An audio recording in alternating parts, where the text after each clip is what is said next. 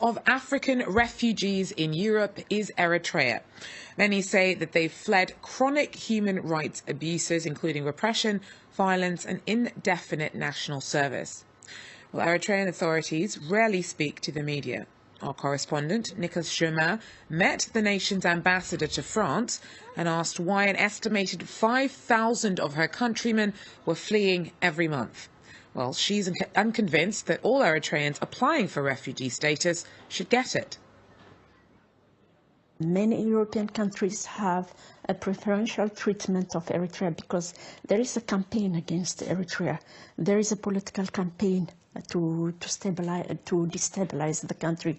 So they are giving a preferential treatment to Eritreans, and many people coming from sub-Saharan Africa, they claim Eritrean citizenship, and this is not good. This has become a pull factor also. In Eritrea, there's only one political party, there's no independent media, you've had the same president for more than 2 decades. When is this going to change?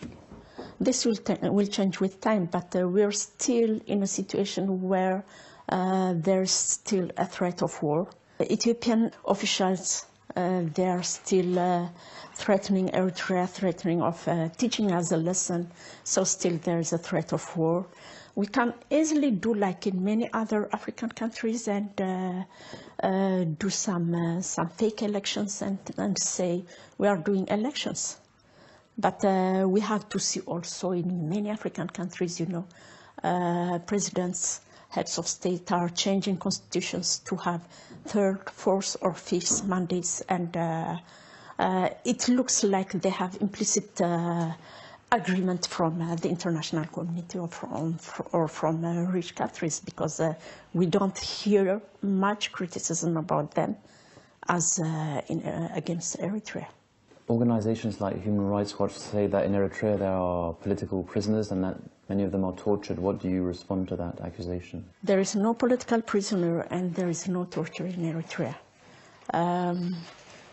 We have some maybe prisoners linked with the emergency situation of the country.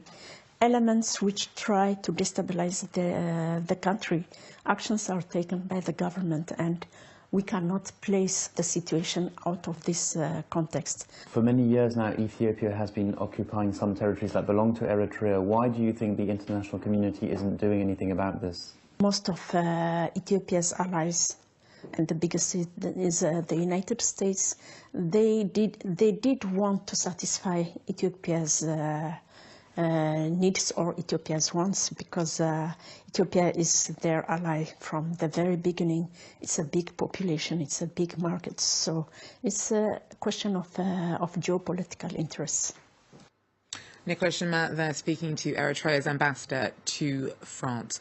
Well, to Brazil, where a team of Senegalese researchers have been drafted in to help worried scientists there battle the Zika virus.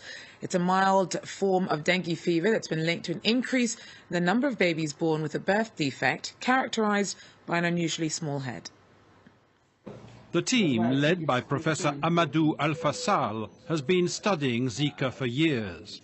In Africa, they're used to these kinds of emergencies. Just months ago, they were still in the midst of an Ebola outbreak, experience that helps to put their Brazilian colleagues at ease. When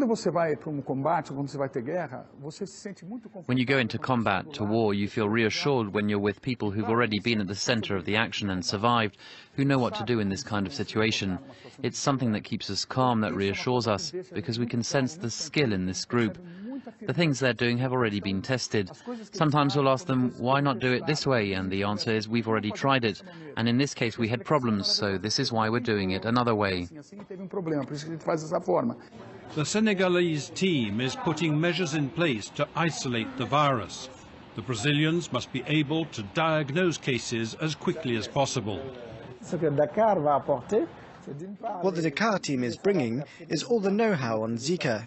How to isolate it, what distinguishes the virus, how do we identify it, and how do we detect it. So this is our routine in Dakar, and that's transferred here, and we're already at the end of the process. This transatlantic partnership is a source of pride for the team from Senegal. We spend years waiting for everything from the north. Now in Africa and in southern countries, people have been trained, they have skills. You just have to give them the means, and there has to be political will behind them so they have the tools, and their laboratories are properly equipped, and they have the training, and they really know what they're doing. In the coming days, the researchers will head to the north of Brazil. Their goal to better understand the link between the Zika virus and cases of microcephaly, a connection that's yet to be fully established.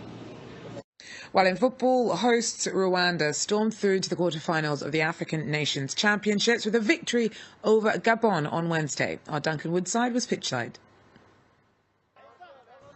Rwanda stormed through to the quarter-finals here this afternoon thanks to 2 goals, one either side of half-time, by Ernest Sugira. The second, a spectacular drive. Gabon managed a consolation goal, and they also went close in the closing stages, hitting the woodwork, but that wasn't enough to secure them a point. Now, in the game here this evening at the Amahoro Stadium, Morocco again disappointed. They drew their first match 0-0 against Gabon, and then this evening they lost 1-0 to Ivory Coast. Ivory Coast winning thanks to a disputed penalty just before half-time.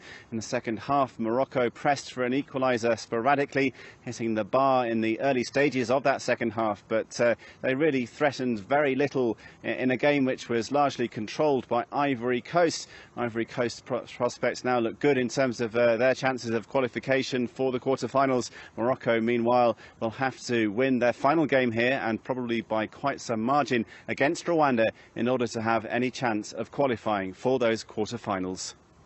Well, that's it for Across Africa. Stay with us, more coming up.